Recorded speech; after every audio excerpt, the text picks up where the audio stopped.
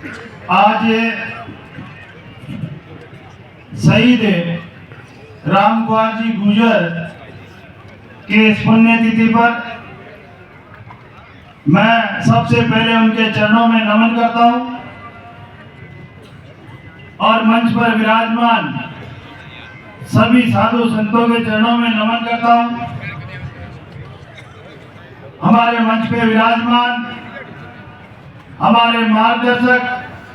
और पूर्व प्रदेश अध्यक्ष सम्मान्य सतीश जी पूनिया साहब, हमारे बीच में विराजमान हमारे प्रदेश में उपाध्यक्ष सम्मान्य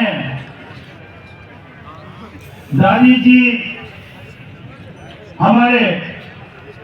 यहाँ के सम्मान्य सांसद साहब नरेंद्र जी खीजड़ साहब, हमारे बीच में विराजमान हमारे माननीय एमएलए साहब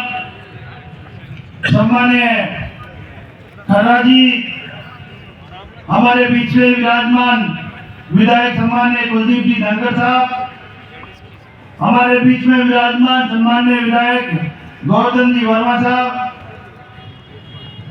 हमारे बीच में विराजमान सम्मान्य विधायक सुभाष जी, पूर्व विधायक सम्मान्य प्रेम सिंह जी बाजोर साहब, पूर्व विधायक सम्मान्य सुखबंद जी चौधरी साहब, सम्मान्य विधायक पूर्व विधायक पूनिया जी, जिनके माध्यम से आप सभी यहाँ पर उनके प्यार और प्रेम के वशीभूत होकर हमेशा हमेशा इनके साथ रहने वाले ऐसे माननीय विधायक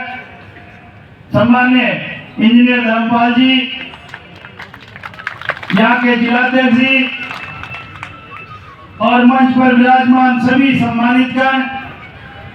सामने विराजमान मेरे पिता तुल्य बुजुर्ग, मेरे युवा दोस्तों और मातृशक्ति को चरणों में प्रणाम करता हूं। आज जिस तरह की मैंने सुना कि इस किसान सम्मेलन जो उनकी पुण्यतिथि पर राम कुमार जी गुर्जर जी के पुण्यतिथि पर हमेशा हमेशा ये किसान सम्मेलन यहाँ पे इतनी तादाद में लोग आकर और उनकी पुण्यतिथि पर सदा सुमन अर्पित करते हैं। निश्चित रूप से मैं ऐसी शख्सियत को प्रणाम करता हूं जिन्होंने इस क्षेत्र में चोरी गुंडा और अत्याचार के खिलाफ लड़ाई लड़कर और इस क्षेत्र के लोगों को प्यार और प्रेम और सहयोग कर छत्तीस को उनको साथ रखकर आज एक नई दिशा देने का काम करके गए थे। और आपके सम्मान्य विधायक जी, जिनको आप 20 सालों से आपके बीच में सेवा करते आ रहे और उनके पिताजी के मार्गदर्शन को आप लोगों के बीच में सेवा करके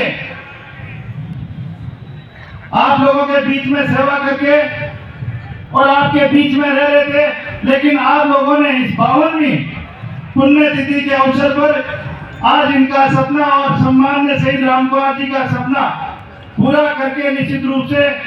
आपने ये श्रद्धांजलि 52वीं मना रहे हैं। निश्चित रूप से मैं निवेदन करूंगा आप सभी से कि जिस तरह से ये कांग्रेस सरकार झूठ बोलकर जब राजस्थान में आई थी, अभी हमारे सम्मान्य सतीश जी भाई साहब कह रहे थे कि ये झूठे वादे करके तो आई थी, किसानों का कर्जा माफ करने के लिए इन्होंने झूठ बोला,